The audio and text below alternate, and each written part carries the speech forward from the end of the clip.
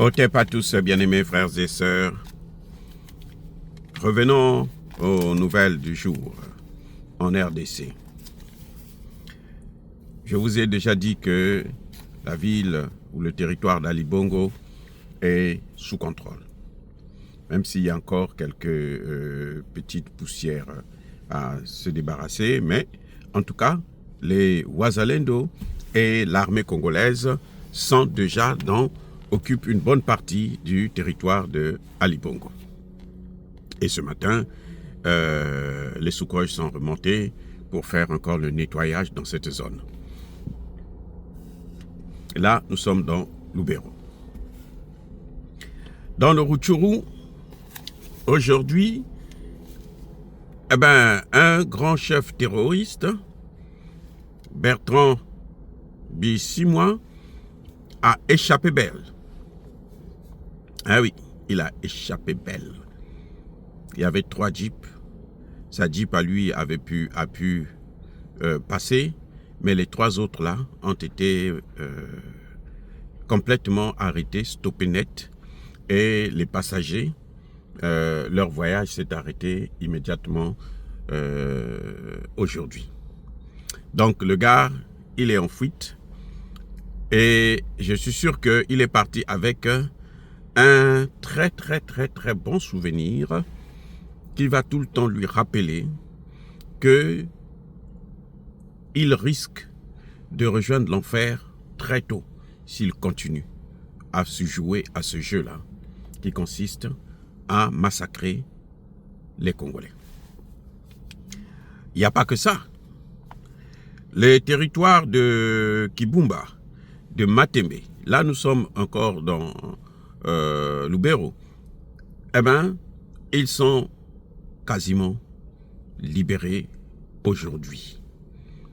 En tout cas, les Wazalendo et les FARDC sont en train d'avancer. Ils ont encerclé les zones et certains sont déjà infiltrés dans ces territoires. Et les hommes de Kagame, malheureusement, sont en train de tomber nombreux. Les amis, c'est incroyable comment ils se font avoir actuellement. Les Congolais, notamment les Wazalendo, ont compris leur jeu. Vous savez que Kagame envoie des gens par petits groupes. Il envoie, quand il voit que ceux-là n'arrivent plus, il envoie des renforts. Et quand ils se font massacrer, ils les remplacent. Donc, comme ils ne sont pas très nombreux, ils ne peuvent pas contrôler tout ce vaste territoire. Il ne faut pas oublier qu'eux, ils viennent d'un petit territoire qui ne fait même pas la région du Kivu.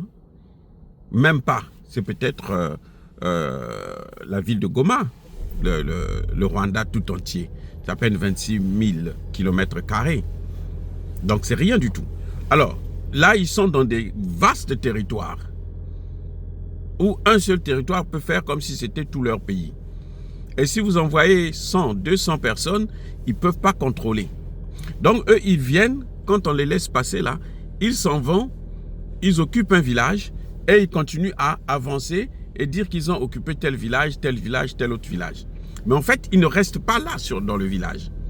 Maintenant, plus ils avancent, plus les villages qui sont restés là sont à la merci des Congolais, des vrais Congolais.